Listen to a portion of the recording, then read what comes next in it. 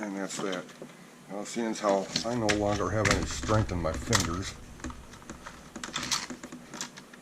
I usually use a pair of plier handles. Snap those on.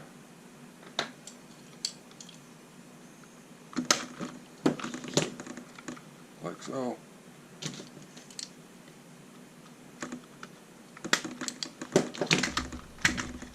And just do the same for the other side.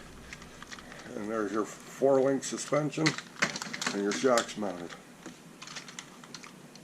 Okay.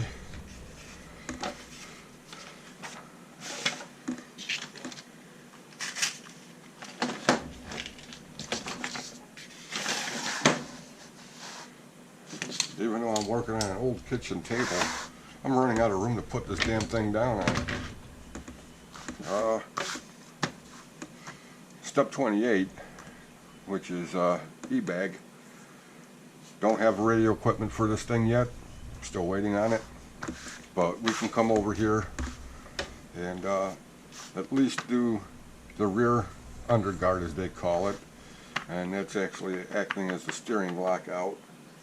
Because I will be running 4-wheel steering in this, but again, I don't have the servos, the receiver, or the speed controller for this yet. So let's get this guard going.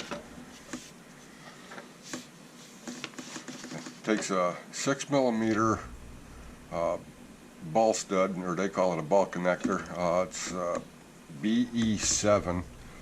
I started it. And I need the right size driver, and that just screws in. Again, we all know how that screws in. Doesn't take much, just until it seats, because again, this plastic is very soft, and if you manhandle it and crank it down like you're a gorilla, you're going to strip it. Threaded the rod, again, 45mm. End to end, with the ball ends opposite. Snap it on, and that's done. Come over here to the chassis. I'm going to put this up so I can actually see what the hell I'm doing. I already got the rears done. I'm going to take the bumper guard or the rear guard or whatever you want to call it. We're going to thread it through the bigger opening through the axle guard there, the axle guard mounts.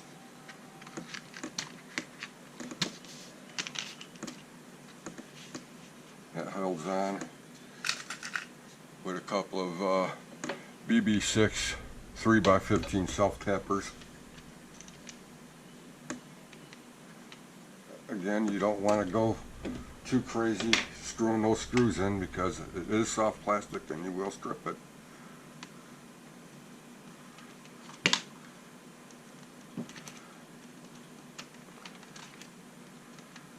There's 3 of them on each side for a total of 6 of these screws. I'm only going to do a few. I mean, the diagram is pretty much in front of you. I mean, if you can't really screw it up. I mean, mostly it's pictures. Right, and lining up part numbers and screw sizes.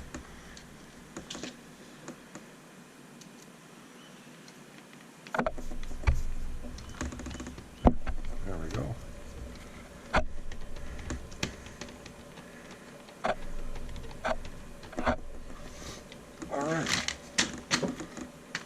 That's on, and you take the short ball stud you just made that's got the 45mm gap, and what you're going to do is you're going to clip it on to the lower ball stud and the steering knuckle, and that locks the rear steer for right now. Alright, so now we are going to go on to the radio tray. Again, it's 4 BB6 3x15mm screws.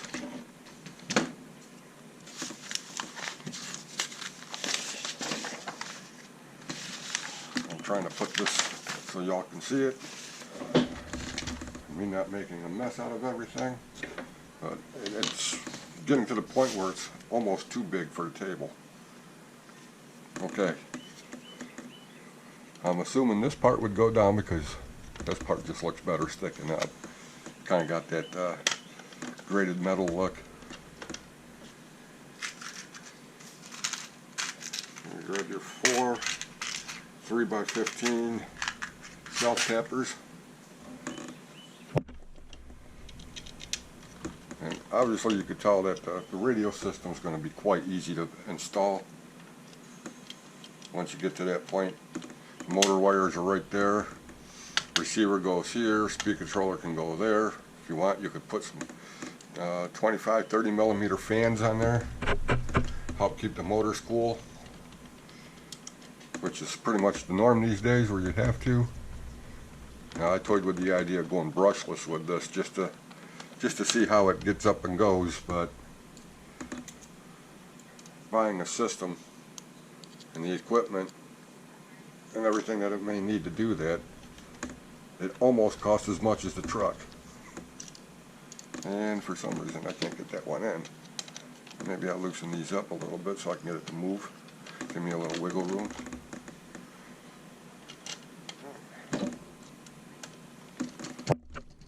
That one went in. Yes, I know I don't have these other front shocks on yet.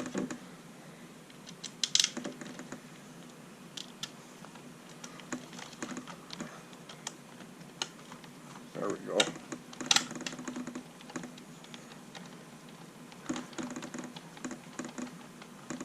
Again, you don't want to go ape crazy on these screws. They're only there to hold this thing down and into place.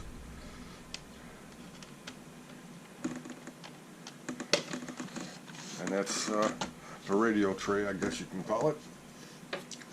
The next step would be the battery box itself. This is quite simple. I plan on running a 3S lipo in this, and with that set up, as if you're using a taller battery pack, to put 2 of these 3mm BA9 washers on there, 2 on each end. That just raises the battery hold down up a little bit. There are other notes in there about C5, which is if you like using a nickel metal hydride or a NiCad. There's a bracket that goes inside here. I will show you that in a minute. I did it too fast, I think. But it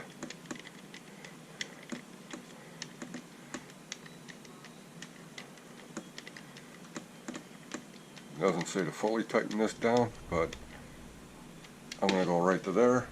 It's tight. It's in. Then it slips up and right up in there. The battery tray takes 3x12mm self-tapping screws. Battery box, excuse me, battery box.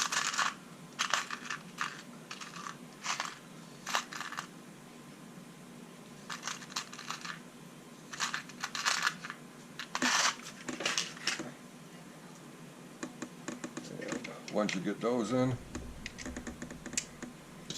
that's pretty much done.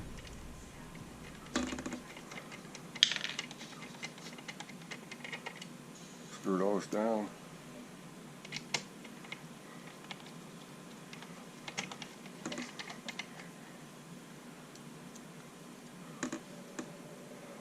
Alright. Thought this was magnetic. Oh, now you want to be magnetic. Why is it every time I'm on camera, y'all want to mess with me?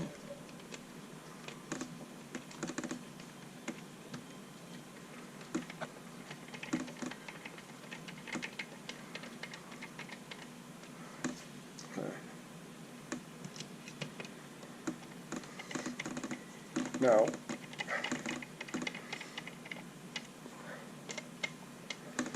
that's that.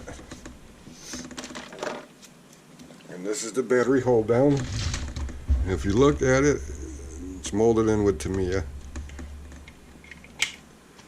That sits right on top of there. And it does hold my 2S with room to wiggle.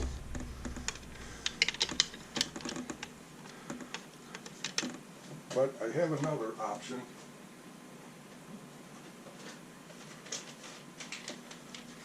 But I don't know if I'm going to be using it. And this is the aluminum battery hold down from Tamiya. Doesn't say Tamiya in it. It's like a battery heatsink. It's grooved to hold NiCads, nickel metal hydrides. But that was in the box. That sits like that.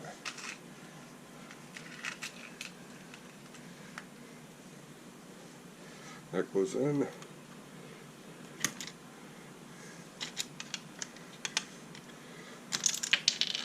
And of course I'm dropping it. And I can't pick it up. Alright. Then we go on to the body mounts. Which I probably should have done that instead of farting around with this thing. Okay, body mounts.